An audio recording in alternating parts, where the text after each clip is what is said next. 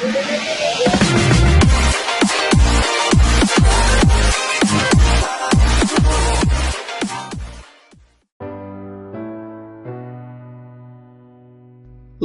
فیصلے ہمیشہ غلط نتائج کو جنم دیتے ہیں، اور یہ غلطی بغیر کسی تفریق کے کسی سے بھی ہو سکتی ہے، جیسا کہ اس کی ماں جو اس کی سہیلی بھی تھی، جانے کیوں اپنے دل پر لگے ہوئے زخم کی ٹیس کو جان نہ سکی اور نہ ہی اپنی بیٹی کے دل میں چھپی خلش کو سمجھ سکی، کیونکہ وہ غلطی پر تھی، اور یہی بات وقت نے بھی سچ ثابت کر دی۔ زندگی کے بجائے درد کو جینے والی ایک حسینہ کی دلدوز کتھا۔ خلش نعمان اسحاق گھر کی خوبصورتی دیدنی تھی، ایک نظر جو پڑتی تو مڑ کر دوسری بار دیکھنے کو دل کرتا۔ سیاہ آہنی گیٹ، سفید روغن سے نہائی دیواریں اور دیواروں سے جھانکتی پرشکو عمارت، جس کے لان میں عائشہ بے چینی سے ادھر ادھر چکر کاٹ رہی تھی، مٹھیاں بھیجے منہ پھیلائے وہ دنیا بھر سے ناراض لگتی۔ امی آپ ایسے غیر ذمہ دار ملازم رکھتی کیوں ہیں؟ وہ بیزار لہجے میں ماں سے کہہ رہی تھی۔ صفدر ہرگز غیر ذمہ دار نہیں، یہ تو اس کی بیوی کی طبیعت خراب تھی، اسے ہسپتال لے جانا تھا، اس لیے چھٹی لے لی۔ اور تم کتنے چکر کاٹو گی؟ بیٹھ جاؤ، تھک جاؤ گی چندا۔ رقیہ ساتھ والی کرسی پر بیٹھی تھی اور اب محبت سے بیٹی کو کرسی پر بیٹھنے کا کہہ رہی تھی۔ مجھے نہیں پتا، میرا آج کا پروگرام تو خراب ہو گیا نا۔ ادھر کالج میں میری سہیلیاں انتظار کر رہی ہوں گی۔ وہ ہنوز منہ پھیلائے کھڑی تھی۔ دراصل آج اس کے کالج میں میوزیکل شو تھا، ملک کا سب سے بڑا گلوکار گانے کے لیے آ رہا تھا، اور اسے کالج چھوڑنے کی ذمہ داری ڈرائیور صفدر کی تھی۔ ارادہ تو توقیر صاحب کا تھا کہ وہ بیٹی کو کالج ڈراپ کر دیں گے، مگر فیکٹری میں کلائنٹ کی غیر متوقع آمد کی وجہ سے انہیں جلدی نکلنا پڑا، اور یوں عائشہ جیسے گھر میں قید ہو کر رہ گئی۔ کالج جانے کا کوئی وسیلہ بنتا نظر نہ آتا تھا۔ میں خود گاڑی ڈرائیو کر کے چلی جاتی، اسے یکدم خیال آیا۔ نہیں، رقیہ نے قطعی طور پر منع کیا۔ کیا طے ہوا تھا کہ کالج سے فراغت سے پہلے تم ڈرائیو نہیں کرو گی، اور تمہیں ڈرائیو کرنا آتا بھی کہاں ہے، پھر کہیں گاڑی ٹکرا دو گی۔ اوہ امی، اب ایسی بری ڈرائیور بھی نہیں ہوں، کچھ نہیں ہوتا، اب کیا ضرورت کے تحت بھی ڈرائیو نہ کروں؟ میرا کالج جانا بے حد ضروری ہے، آپ جانتی ہیں میرا پسندیدہ سنگر آ رہا ہے۔ وہ ماں کو قائل کرنے کی کوشش کر رہی تھی، مگر رقیہ کا سر نفی میں ہلتا رہا۔ تبھی ملازم کی پیروی میں ایک لڑکا لان کی طرف آتا دکھائی دیا، بانکا سجیلا، چہرے پر جوانی کے دھنک رنگ لیے، بال سلیقے سے جمائے۔ السلام علیکم خالہ، رقیہ کے سامنے اس نے سر جھکایا۔ وعلیکم السلام، رقیہ نے اس کی پیشانی پر بوسہ دیا۔ کیسے ہو بیٹا؟ انہوں نے اسے بیٹھنے کا اشارہ کیا تو یاسر کرسی کھینچ کر بیٹھ گیا۔ یاسر کو دیکھ کر لمحے بھر کو عائشہ کی آنکھیں چمکنے لگی۔ سنو، تم ڈرائیو کر لیتے ہو نا؟ مجھے پلیز کالج چھوڑ دو، ڈرائیور چھٹی پر ہے اور میرا کالج جانا بہت ضروری ہے۔ وہ بھی یاسر کے سامنے کرسی پر بیٹھ گئی۔ عائشہ، رقیہ کے لہجے میں تنبیہ دی، اسے آرام سے سانس تو لینے دو، چائے تو پی لے۔ او امی، وہ چائے پی کر آیا ہے۔ یاسر، تم چائے تو نہیں پیو گے نا؟ وہ اب یاسر سے مخاطب تھی۔ یاسر مسکرا دیا۔ تو پھر چلیں، مجھے پہلے ہی دیر ہو چکی ہے۔ بائک پر؟ یاسر پوچھنے لگا، وہ خود بائک پر آیا تھا۔ او نہیں، بائک پر تو میری ساری لک خراب ہو جائے گی، تم پلیز کچھ تکلیف اٹھا لو، مجھے گاڑی میں ڈراپ کر دو، واپسی پر اپنی بائک لے لینا۔ تو پھر چلیں؟ اس نے چابی یاسر کی طرف بڑھا دی۔ یاسر نے مسکرا کر چابی تھام لی اور اٹھ کھڑا ہوا۔ خالہ، یہ امی نے پیسے بھجوائے ہیں۔ اس نے شرٹ کی سامنے والی جیب سے پیسے نکال کر رقیہ کی طرف بڑھائے۔ او، یہ ختیجہ بھی حد کرتی ہے، یہ معمولی سی تو رقم تھی، اب اس کی واپسی کی کیا تک تھی؟ اب تم سے نہ لوں گی تو ناراض ہو جائے گی۔ بہنوں میں اتنے چھوٹے موٹے حساب کیا اچھے لگتے ہیں؟ خفگی سے یہ کہتے ہوئے انہوں نے رقم تھام لی۔ چلو عائشہ کو چھوڑا، واپسی پر گپ شپ لگاتے ہیں، رقیہ نے کہا تو یاسر اور عائشہ روانہ ہو گئے۔ تم آج معمول سے زیادہ ہینڈسم لگ رہے ہو۔ جب گاڑی مین گیٹ پار کر رہی تھی تب عائشہ نے کہا۔ لمحے بھر کو یاسر کا دل اتھل پتھل ہو گیا۔ زمانہ تیز نہ تھا مگر عائشہ ماڈرن لڑکی تھی، تعریف کے لیے شکریہ۔ تمہاری پڑھائی کیسی جا رہی ہے؟ گاڑی مین روڈ پر آ گئی تھی۔ پڑھائی؟ عائشہ نے طویل سانس لے کر رہ گئی۔ اب تمہیں کیا بتاؤں، پڑھائی کے نام پر کیا وبال پال لیا، کبھی کبھی سوچتی ہوں۔ میں ایسے نہیں سوچتا، تم خوش قسمت ہو کہ شہر کے سب سے اچھے میڈیکل کالج سے ڈگری لے رہی ہو ڈاکٹر صاحبہ۔ ڈاکٹر صاحبہ، عائشہ کے ہونٹوں پر مسکراہٹ ٹھہر گئی۔ اپنے لیے استعمال ہونے والا یہ لفظ ہمیشہ اسے مسکرانے پر مجبور کر دیتا، حالانکہ ابھی تو میڈیکل سٹوڈنٹ تھی، ڈاکٹر بننے کی منزل ابھی دور تھی۔ آج تیار ہو کر جانے کی کوئی خاص وجہ؟ کیا کوئی تقریب ہے؟ ہاں، میوزیکل شو ہے، کیوں نہ تم بھی میوزیکل شو میں شرکت کرو؟ اپنے ساتھ ایک مہمان لے جانے کی اجازت ہے۔ میں نہیں، اوہو نہ مت کرو۔ اور آدھے گھنٹے بعد وہ میوزیکل شو میں ہجوم کا حصہ تھے، اور عائشہ کی سہیلی عائشہ کے کان میں گھسے کہہ رہی تھی، تمہارا کزن تو کافی ہینڈسم ہے۔ آخر کزن کس کا ہے؟ صرف کزن ہی ہے یا پھر کوئی اور رشتہ بھی ہے؟ اور رشتہ مطلب کیا کوئی رشتہ اور بھی ہو سکتا ہے؟ عائشہ لمحے بھر کو چونکی۔ ہاں بھائی، دوست، منگیتر یا پھر… سہیلی نے لمحے بھر کو شوخ وقفہ لیا۔ یا پھر پریمی۔ عائشہ کا دل لمحے بھر کو دھڑکنا بھول گیا۔ اس نے پلٹ کر یاسر کی طرف دیکھا جو سامنے سٹیج پر گاتے گلوکار کو انہمات سے سن رہا تھا۔ یاسر کس قدر ہینڈسم ہے، جیسے دیو مالائی داستان کا یونانی دیوتا۔ اس کا پہلے دھیان کیوں نہ گیا؟ کیا تم نے شو انجوائے کیا؟ واپسی پر عائشہ پوچھ رہی تھی۔ ہاں، بہت خوبصورت شو تھا۔ اس کے بعد وہ اسے گھر چھوڑ کر چلا گیا۔ وہ سوچتی رہ گئی، اور پھر ان کے درمیان ٹیلی فونک سلسلہ شروع ہو گیا۔ 2 مہینے بعد کی بات ہے جب وہ دونوں ایک ریسٹورنٹ کی میز پر آمنے سامنے بیٹھے تھے، اور اس ملاقات سے دونوں کے گھر والے ناواقف تھے۔ میں تم سے محبت کرتا ہوں، مجھ سے شادی کرو گی؟ یاسر عائشہ کی آنکھوں میں آنکھیں ڈالے کہہ رہا تھا۔ عائشہ سمٹ سی گئی، شرم کی لالی اس کے چہرے پر کچھ ایسی پھیلی کہ یاسر حیران رہ گیا۔ کیا وہ خود اعتماد لڑکی بھی شرما سکتی ہے؟ خاموشی کا وقفہ بڑھنے لگا، اور اس خاموشی کو عائشہ کی ہاں نے توڑا۔ ہاں، یہ محض ہاں نہ تھی، ایک جل ترنگ تھا جو بج اٹھا، ایک روشنی تھی جو ہر شے کو پر نور کر گئی۔ پارک کے احاطے میں ہر طرف ہریالی تھی، پتوں کا سبز رنگ آنکھوں کو بھلا محسوس ہوتا، اور وہ دونوں پتھریلی روش پر ایک دوسرے کا ہاتھ تھامے چلتے جاتے۔ روش پر چلتے چلتے وہ مینار تک چلے آئے۔ اب وہ مینار کی سیڑھیاں چڑھ رہے تھے۔ مجھے چھوڑ تو نہ دو گی؟ یاسر نے یکدم پوچھا۔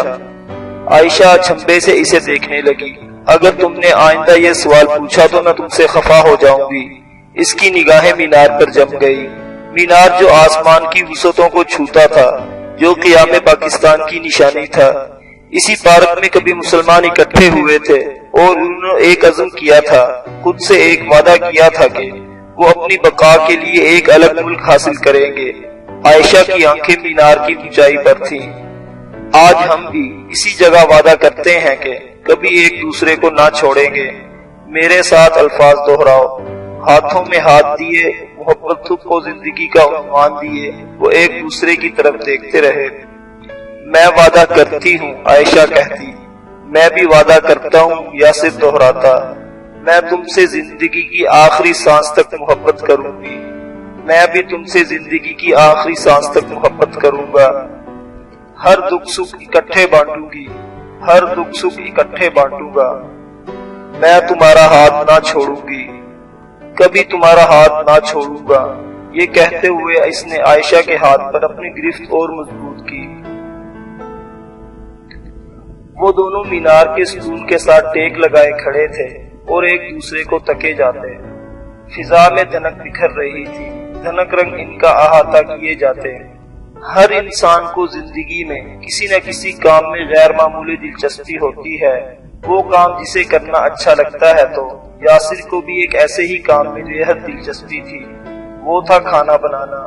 وہ اوسط درجے کا طالب علم تھا، BA کر لیا تھا، آگے پڑھنے کا کوئی ارادہ نہ تھا، بلکہ وہ اب اپنا کاروبار کرنا چاہتا تھا، ایک اچھا سا ہوٹل بنانا چاہتا تھا جہاں وہ اپنے ہاتھوں سے کھانا بنائے، لوگ اس کا کھانا کھائیں اور دنیا بھر کے ذائقے بھول جائیں۔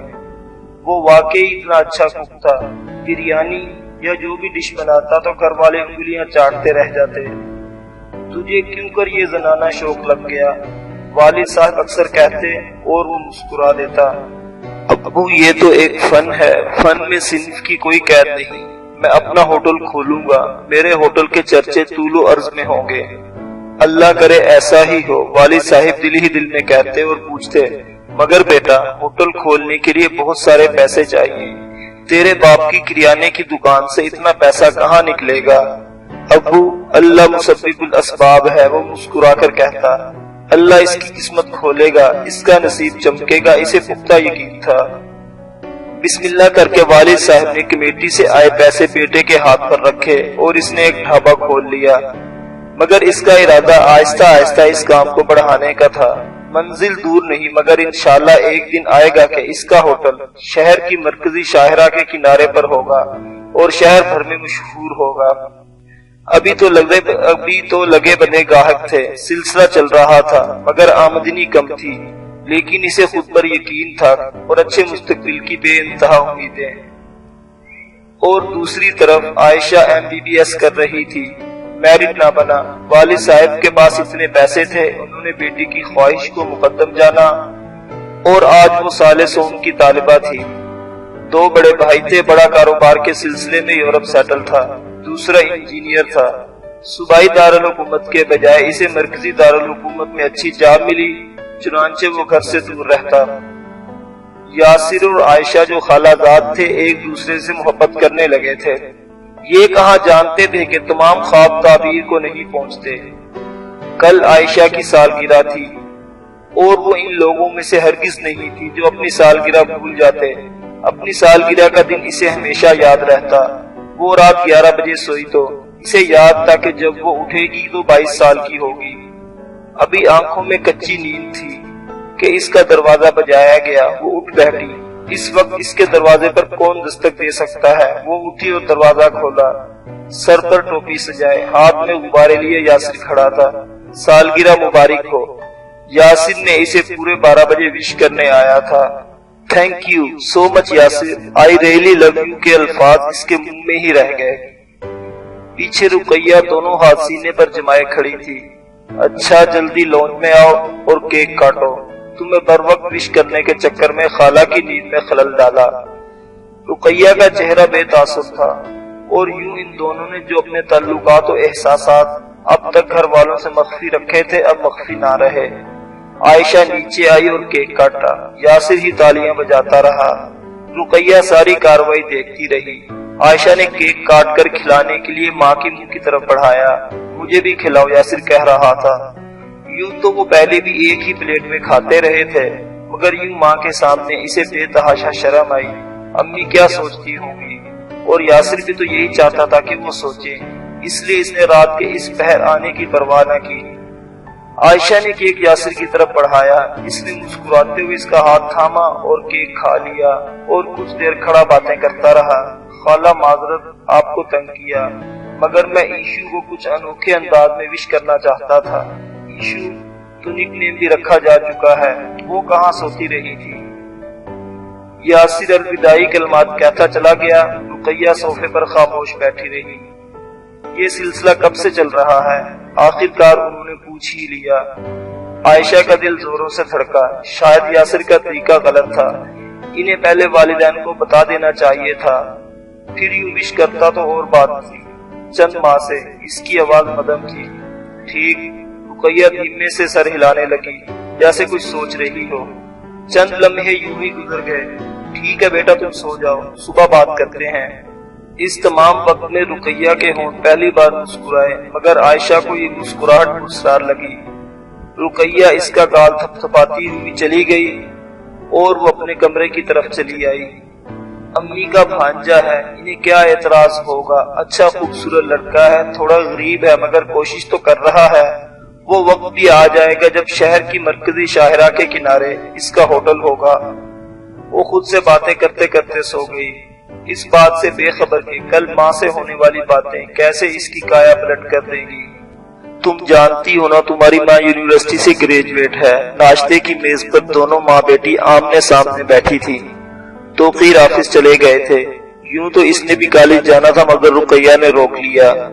امی میری سہیلیوں نے پارٹی ارینج کی ہوگی، میری باتیں زیادہ ضروری ہیں، اگر پھر بھی ضروری سمجھو تو لیٹ کالج چلی جانا۔ جی اس نے یک لفظی جواب دیا۔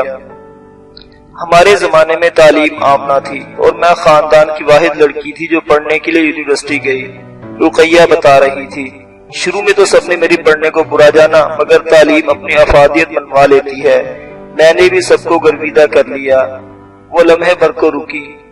یہ وہ باتیں ہیں جو تم پہلے سے جانتی ہو، مگر اب تمہیں ایک اور بات بتاتی ہوں جو میرے علاوہ کوئی نہیں جانتا۔ یونیورسٹی میں نے بھی محبت کی تھی۔ عائشہ حیرت سے ماں کو دیکھنے لگی۔ شاہد میرا کلاس فیلو تھا۔ ہم دونوں ایک دوسرے کو پسند کرنے لگے اور پسند محبت میں بدل گئی، اور ہم نے تمام زندگی ایک ساتھ نبھانے کے عہد کیے، اور پھر وہ لمحے بھر کو خاموش ہو گئی۔ پھر ڈگری مکمل ہوئی، رابطے ختم ہوئے، اور تمہارے ابو کا میرے لیے رشتہ آیا۔ تمہاری دادی نے مجھے کسی تقریب میں دیکھا اور اپنی بیٹے کے لیے پسند کر لیا۔ وہ ایک فیکٹری مالک کی بیوی تھی اور توقیر ان کا بیٹا۔ بہت امیر کبیر فیملی تھی۔ ان کا رشتہ ہماری لوئر مڈل کلاس فیملی میں آنا کسی نعمت سے کم نہ تھا۔ سب خوش تھے۔ مجھے جو پہلے خوش قسمت سمجھا جاتا تھا، اب تو جیسے خوش قسمت ترین سمجھا جانے لگا۔ ہاں، میں خوش قسمت ترین تھی۔ وہ رک گئی اور گہری نظروں سے بیٹی کو دیکھتی رہی۔ عائشہ خاموشی سے انہیں دیکھتی رہی۔ شاہد بہت غریب تھا، رہنے کے لیے گھر بھی نہ تھا۔ 6 بہن بھائی تھے، کرائے کے گھر میں رہتے تھے۔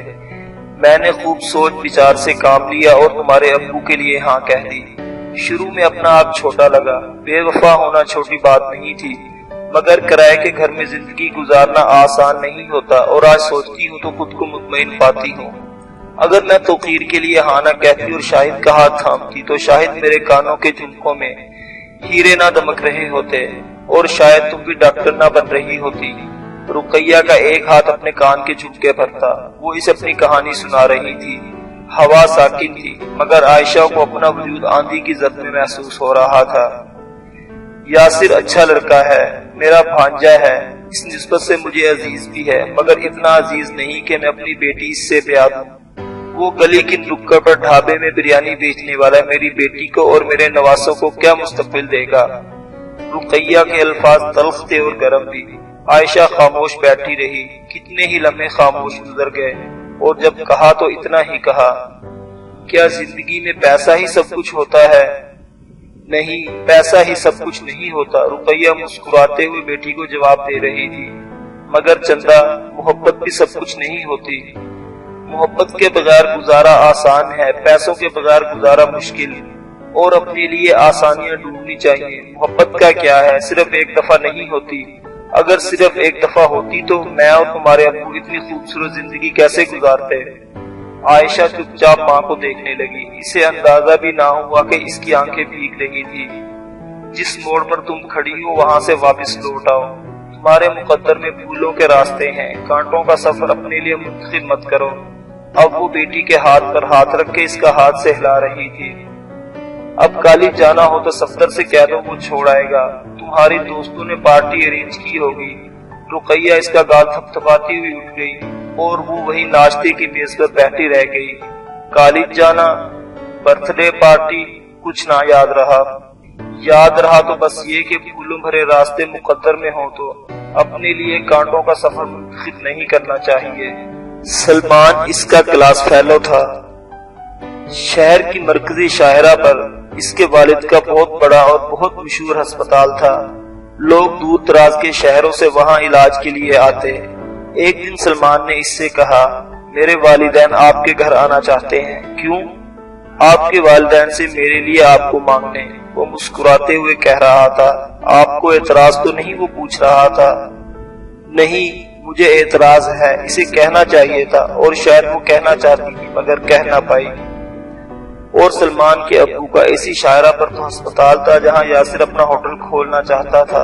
سلمان کا رشتہ آیا، 6 مہینوں کے اندر رشتہ طے بھی ہو گیا۔ فائنل ایئر کے امتحان کے بعد ابھی رزلٹ نہیں آیا تھا۔ ابھی اپنے ناموں کے ساتھ ڈاکٹر لگانے میں وقت تھا کہ وہ دونوں شادی کے حسین بندھن میں بندھ گئے۔ شادی پر اس نے سرخ فراق پہنی۔ سلمان کے سیاہ کوٹ سے جھانکتی ٹائی کا رنگ بھی سرخ تھا، اور کاج میں اٹکے پھول کا بھی۔ سرخ نوبہتا جوڑے نے ایجاب و قبول کے مراحل طے کیے، اور عائشہ دعاؤں کے سائے میں پھولوں سے سجی لمبی سی گاڑی میں بیٹھ کر ایک عظیم الشان گھر سے دوسرے عظیم الشان دوسرے اس سے بھی زیادہ عظیم شان گھر میں چلی آئی اور یاسر گلی کے نکڑ پر کھڑا اپنے ڈھابے پر بریانی بیچتا رہا۔ آنکھوں میں آنسو آئے، آنسو صاف کرتا رہا۔ سچ کہتے ہیں انسان کو اپنی اوقات دیکھ کر کام کرنا چاہیے، یہاں تک کہ محبت کرنے سے بھی پہلے دیکھ لے کہ اس کی جیب اس محبت کی متحمل ہے کہ نہیں۔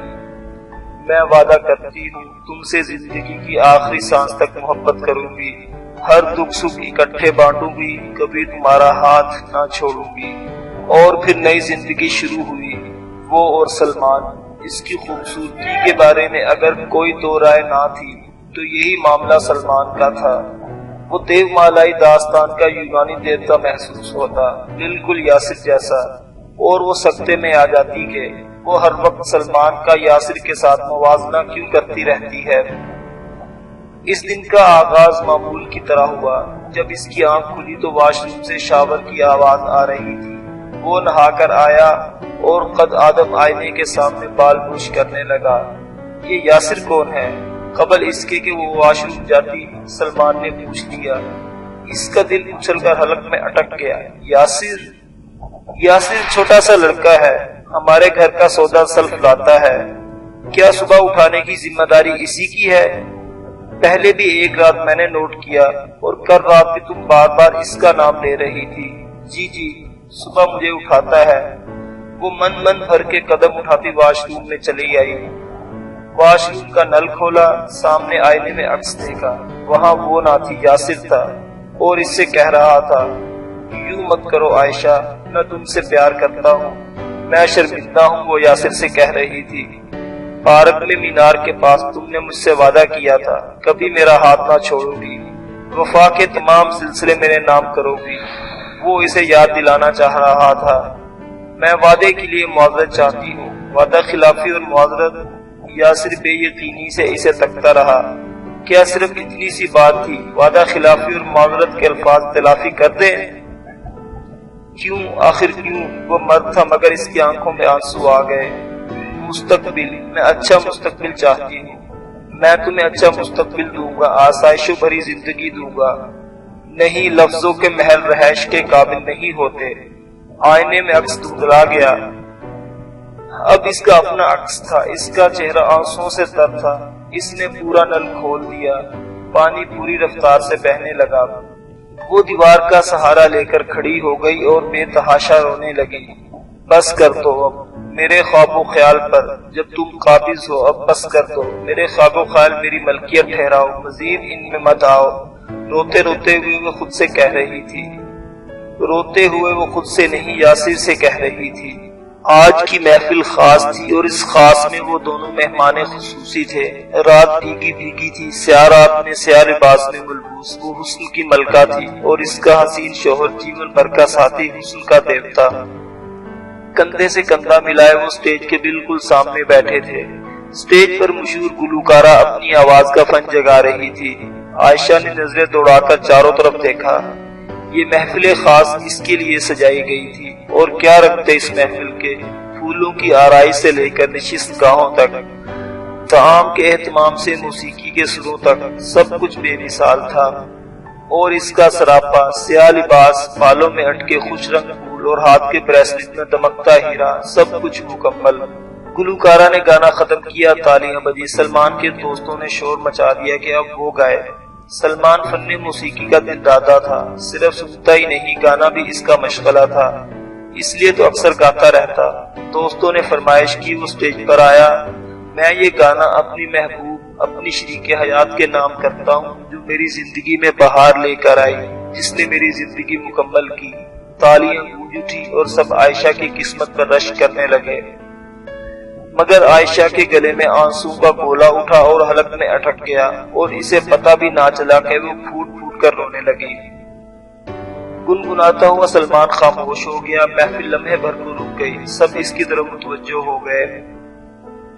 محفل کی سب سے معزز عورت یوں اچانک اس طرح پھوٹ پھوٹ کر رونے لگی، کیا ہوا تھا آخر؟ سلمان تیزی سے اس کے پاس آیا، وہ صوفے پر بیٹھی تھی۔ سلمان اس کے قدموں میں بیٹھ گیا۔ سویٹ ہارٹ، کیا ہوا؟ سب ٹھیک تو ہے؟ وہ نرمی سے پوچھ رہا تھا۔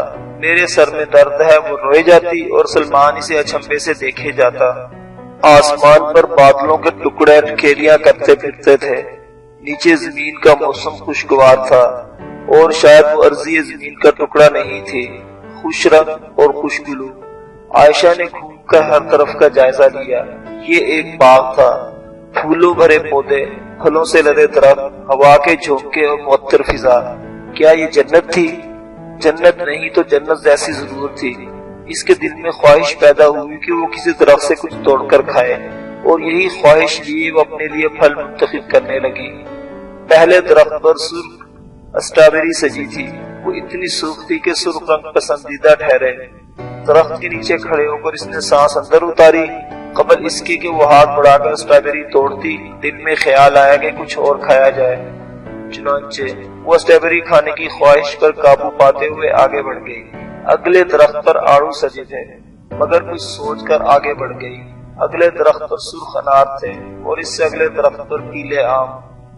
دونوں پھل اپنی خوبیوں میں بے مثال تھے، مگر اس نے وہ بھی توڑ کر نہ کھائے۔ اگلے درخت پر سرخ انار تھے، اگلا درخت عام درختوں جیسا ہی تھا، مگر اس پر لگے پھل عجیب تھے۔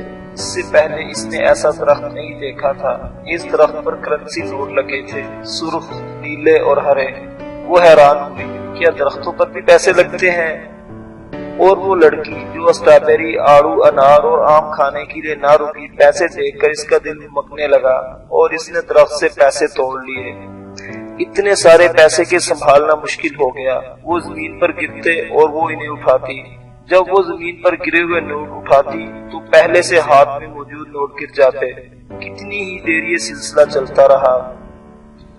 بات یہیں تک محدود ہوتی تو پھر بھی خیر تھا، مگر یہ کیا، اب وہ کرنسی نوٹ کھا رہی تھی۔ سب نوٹ منہ میں ڈالا، اسے چبایا اور نگل گئی۔ نیلا نوٹ منہ میں ڈالا، اب وہ اسے چبا رہی تھی۔ کیا ان نوٹوں کا ذائقہ اسٹرابیری، آڑو، انار اور آم سے بہتر تھا؟ اور پھر جب اچانک عائشہ کی آنکھ کھلی تو اس نے خود کو نیند اندھیرے کمرے میں لیٹے پایا۔ زیرو پاور کا بلب کمرے کے ماحول کو خوابناک بنا رہا تھا۔ اس کا شوہر اس کے پہلو میں اس کی طرف رخ کیے لیٹا تھا، اور وہ سیدھی لیٹی اندھیرے میں چھت کو تکنے لگی۔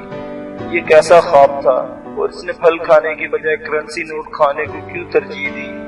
دماغ کو سوچنے سمجھنے کی صلاحیت سے مفقود ہوا جاتا، اور آن کی آن میں آنکھوں میں آنسو جھلمل کرنے لگے۔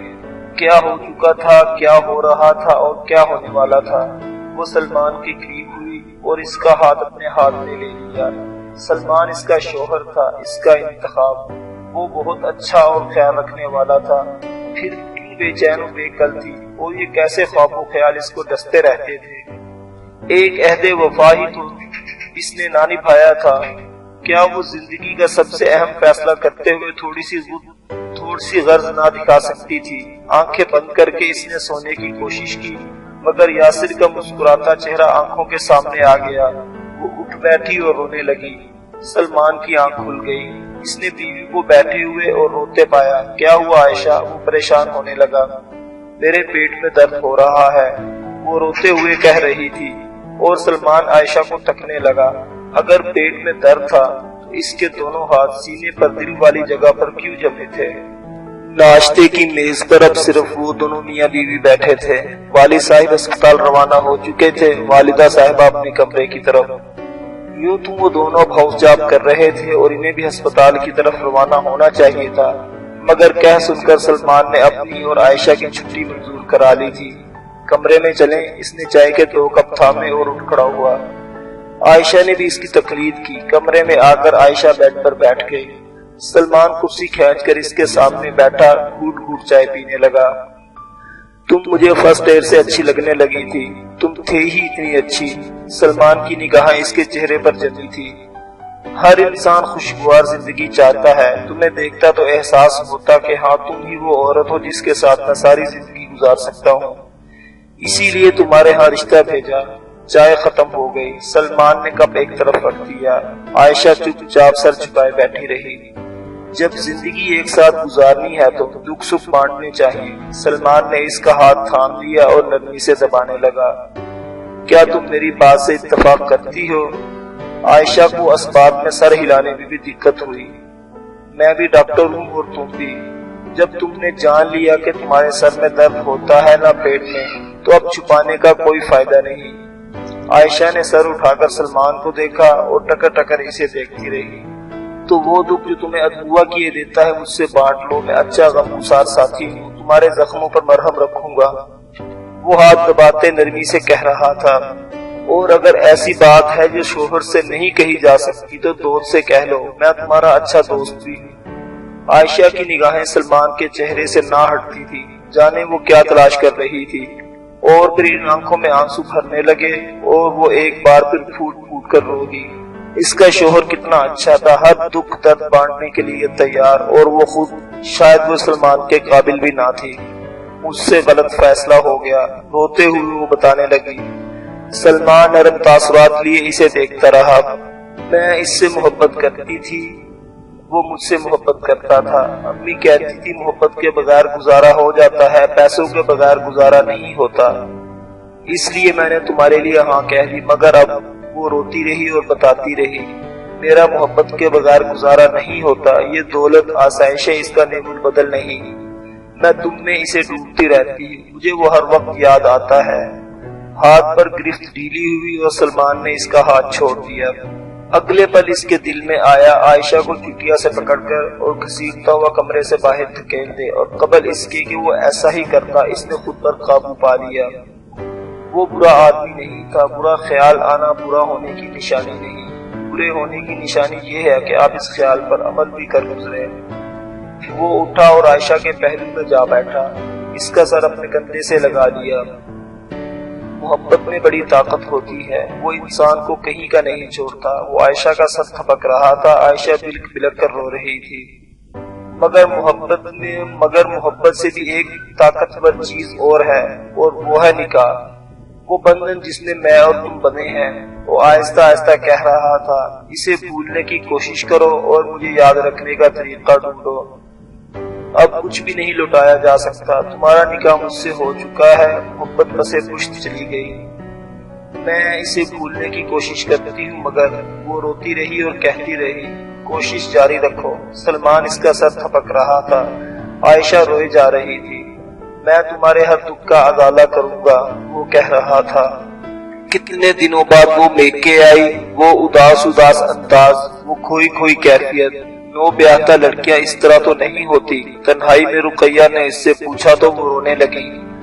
امی غلط ہو گیا، سب کچھ غلط، یہ ہیرا، اس نے ہاتھ میں پہنا بریسلٹ اتار پھینکا، یہ ہیرا میرے کسی کام کا نہیں، وہ آسائشیں مجھے ڈستی ہیں، آپ نے غلط مشورہ دیا تھا مجھے، میں برباد ہو گئی۔ وہ روتے ہوئے چیخنے لگی اور رقیہ اسے پچکارنے لگی۔ شروع میں ایسے ہی لگتا ہے، مگر آہستہ آہستہ تمہیں یہ فیصلہ صحیح لگے گا۔ امی بس کر دے، اس کے آنسو نہ تھمتے تھے۔ وہ اٹھی اور اس کمرے کی طرف چلی آئی جو شادی سے پہلے اس کے لیے مخصوص تھا، اور اب بھی ویسے ہی اس کے لیے مختص تھا۔ کمرے میں آ کر اس نے کنڈی لگا لی۔ رقیہ کے دل میں آیا تو اس کے پیچھے چلی آئی، مگر رک گئی۔ ابھی نہیں سمجھے گی، کچھ وقت لگے گا اور خود ہی سب کچھ سمجھ میں آ جائے گا۔ وہ اپنے کاموں میں مصروف ہو گئی، اور عائشہ بیٹھ کے کنارے بیٹھی روتی رہی، روتے روتے تھک گئی۔ میں تمہیں منہ دکھائی میں پھول دوں گا، نہر کنارے یاسر نے اس سے کہا تھا، صرف پھول۔ وہ چلتے چلتے رک گئی۔ اپنے ہاتھ کی بنی چائے بھی پلاؤں گا، یاسر نے اضافہ کیا۔ بس اور کیا تمہیں میری محبت نہیں چاہیے؟ سونے چاندی اور ہیرے جواہرات چاہیے، یہ کہہ کر یاسر ہنسنے لگا۔ اب ایسا بھی نہیں، اس نے تردید کی، مگر حقیقت کیا تھی؟ اس نے ہیرے جواہرات منتخب کر لیے اور محبت چھوڑ دی۔ یہ نہیں تھا کہ سلمان اس سے محبت نہیں کرتا تھا، وہ محبت کرتا تھا، بے حساب کرتا تھا، مگر مسئلہ یہ تھا کہ نہ وہ محبت تھی اور نہ ہی وہ یاسر تھا۔ آنسو بہ بہ کر خشک ہو گئے، اس پر نہ جانے کیا کیفیت طاری ہوئی۔ وہ قد آدم آئینے کے سامنے جا کھڑی ہوئی، ٹیشو سے چہرہ صاف کیا، پلکوں پر مسکارا لگانے لگی، آنکھوں میں نمی اتری تو مسکارا پھیل گیا۔ وہ منہ دھو آئی اور دوبارہ خود کو تیار کرنے لگی، آنکھیں سجائی، گالوں پر لالی لگائی، ہونٹ رنگے، گلے میں چین لاکٹ تھا مگر ایک اور سیٹ پہن لیا، اور پھر ادھر ادھر نظریں دوڑانے لگی۔ کوئی تیزدار چیز، شونی قسمت سائڈ ٹیبل پر چھری دھری تھی، اس نے چھری اٹھائی اور انگوٹھی کی مور سے اس کی دھار چیک کرنے لگی۔ وہ مر جائے تو کیا دنیا رک جائے گی؟ نہیں نا، تو پھر اسے مر جانا چاہیے۔ तेजदार छुरी से अंगूठे की पोर पर कट लग गया और वो इस कट से निकलता हुआ खून देखती रही। खदीजा समझती थी कि पैसे में बड़ी ताकत होती है, यहाँ तक कि बाज़-औक़ात रिश्ते भी इस चमक के सामने मान पड़ जाते हैं। इसीलिए उन्होंने बहन रुकैया से एक फासला रखा और औलाद को भी ये बात बावर कराती रही। ये ना था कि मिलना मिलाना ना था, मोहब्बत ना थी, सब कुछ था, मगर फिर भी एक फासला था और ये बात यासिर के ज़हन में भी थी। माँ ने हमेशा इसे समझाया था, मगर जब आयशा ने खुद हाथ बढ़ाया तो वो क्यों कर भूल गया। वो एक दूसरे से मोहब्बत का इजहार करते, घर वालों से छुपकर पार्कों और नहर किनारे मिलते, कभी किसी होटल में जाकर चाय पीते तो कभी खाना खाते और तजदीद वफा करते। मगर ये सब बातों और मुलाकातों तक महदूद रहा, यहाँ तक कि एक दिन आयशा ने इससे कहा, सॉरी यासिर, मैं मजीद तुमसे नहीं मिलूंगी, इस दिल को चैन न आएगा। यासिर ने हंसकर जवाब दिया। वो समझा आयशा मजाक कर रही है। मेरे लिए सलमान का रिश्ता आया है, वो मेरा क्लास फेलो है, अच्छा लड़का है, अमीर कबीर फैमिली है, अम्मी अब्बू हाँ करना चाहते हैं, मुझे भी मुनासिब लग रहा है। यासिर के लोगों पर मुस्कुराहट सिमटने लगी। मगर क्यों, वो बमुश्किल पूछ सका। अच्छा मुस्तकबिल, मैं भी तुम्हें अच्छा मुस्तकबिल दूंगा। लफ्जों के महल रहाइश के काबिल नहीं होते, लफ्जों के महल। वो शशदर रह गया। तुम मुझसे प्यार करती हो, वफा के तमाम सिलसिले मेरे नाम कर चुकी हो, वादा खिलाफी के लिए माजरत। ये आयशा क्या कह रही थी और इसका लहजा स्पॉट क्यों था। आयशा फैसला सुनाकर चली गई। वो बावर कराता रह गया कि एक दिन इसका होटल भी मरकजी शाहरा के किनारे पर होगा, मगर इस मगर पर तमाम बातें रुक गईं। लेकिन यासिर ने हार ना मानी। आयशा से मुलाकात करने इसके घर चला गया। पहली मुलाकात पर आयशा ने आधी अधूरी मुलाकात की, चंद फिक्रों के बाद उठकर चली गई। दूसरी दफा वो मिलने ही ना आई। वो रुकैया से बार बार कहता रहा आयशा को बुलाएं, मगर उन्होंने 2 दफा कहा वो मसरूफ है और तीसरी दफा कहा तबीयत खराब है इसलिए सोई हुई है, और चौथी दफा तो इसे गेट से अंदर ही ना आने दिया। इंटरकॉम पर रुकैया ने कह दिया, बेटा मेरी तबीयत खराब है, वरना मैं तुमसे मिलती, और बुरा मत मानना, बार बार हमारे घर के चक्कर मत लगाओ, तो खीर को बुरा लगता है। और इसे इन अल्फाज पर यकीन ही ना आया। इसने हिम्मत ना हारी, फोन करता रहा, मगर ज्यादातर मुलाजिमा फोन उठाती। 1-2 बार जो फोन आयशा ने उठाया तो क्या कह गई, क्यों हाथ धोकर मेरे पीछे पड़े हो, मुझे हरासा मत करो। वो शशदर रह गया और आंख से आंसू टपकने लगे। क्या वो ऐसा नीच था कि इसे हरासा कर रहा था। दिल दर्द से बेकाबू हुआ तो माँ के पास जा पहुंचा। रोते हुए दिल खोलकर माँ के सामने रख दिया। माँ ने आंसू पूछे गोद में सर रखा, माथा चुमा और कहने लगी, अमीरों के चोंचले भूल जा बेटा। वो आंसू पीता यूं ही लेटा रहा। और जिस दिन आयशा की शादी थी वो इस दिन भी बिरयानी बेचता रहा और आंसू पूछता रहा। क्या हुआ था, क्या हो रहा था, यूं ही वक्त गुजरता गया, जख्म वैसे हरे ना रहे। ये एक आम सा दिन था। वो अपने ढाबे पर खड़ा बिरयानी बेच रहा था कि एक गाड़ी इसके ढाबे के सामने रुकी। वो लम्हे भर में गाड़ी को पहचान गया। गाड़ी से आयशा उतरी। वो खुद ड्राइव करके आई थी। यासिर ने ही तो ड्राइविंग बेहतर करने में इसकी मदद की थी। और वो आयशा जो अपने कमरे में खुदकशी का सोच रही थी, अब यासिर के सामने खड़ी थी। वो खूब सजी संवरी थी, मगर इतने तैयार होने के बाद भी वो उजड़ी उजड़ी लग रही थी। यासिर काउंटर पर देखिए के सामने खड़ा था। वो इसके मुकाबिल आन खड़ी हुई। यासिर, मैं तुम्हारे बगैर नहीं रह सकती। आयशा की आंखों में आंसू थे। यासिर हाथ में चम्मच लिए इसे देखता रहा। ढाबे में काम करने वाला बहरा और गाहक चेमगोइयां और इशारे करने लगे। अगर मैं तलाक ले लूं तो क्या तुम मुझसे शादी करोगे? ये आयशा का सवाल था। हवा रुक गई, सूरज बुझ गया, अंधेरा छाने लगा, मगर यासिर होश में आया और खुद को हवासों में लाते हुए बोला, ये जिंदगी है, कोई खेल तमाशा नहीं। तुम तलाक याफ्ता हो जाओ या फिर बेवा, मैं तुमसे कभी शादी नहीं करूंगा। चली जाओ यहाँ से, हरे बाजार में तमाशा मत लगाओ। मैं नहीं जाऊंगी। वो जमीन पर बैठ गई। यासिर ने मुड़कर एक नजर ग्राहकों को देखा। अब तो लोग दुकान के बाहर रुककर यह मंजिल देखने लगे थे। मेरे साथ आओ। यासिर ने इससे गाड़ी की चाबी ली, अपने असिस्टेंट से दुकान संभालने का कहा और इसे लेकर चल पड़ा। गाड़ी आयशा के नेकी के दरवाजे पर रोकी और इसे लेकर अंदर चला आया। रुकैया अपने बालों के लिए कोई ब्यूटी टिप इस्तेमाल कर रही थी। عائشہ کو یاسر کے ساتھ آتے دیکھ کر دہک کر رہ گئی۔ اپنی شادی شدہ بیٹی کو سنبھالیں، میری دکان پر آ گئی تھی، لوگوں کو بغیر ٹکٹ کے فلم دکھا دی۔ وہ زیادہ دیر نہ رکا، عائشہ روتی کرلاتی رہ گئی، مگر وہ چلا گیا۔ یہ نہیں تھا کہ اسے عائشہ سے محبت نہ تھی، اس کا دل بھی ہمکنے لگا تھا، اور کئی بار تو اس نے سوچا ہاں تھام لے عائشہ کا ہاتھ، مگر یہ زندگی تھی اور وہ یاسر تھا۔ جب وہ اس کے پیچھے ہاتھ دھو کر پڑ گیا تھا اور اسے ہراساں کیا کرتا تھا، وہ کوئی بہت پرانی بات نہ تھی، وہ بھول چکا ہوتا۔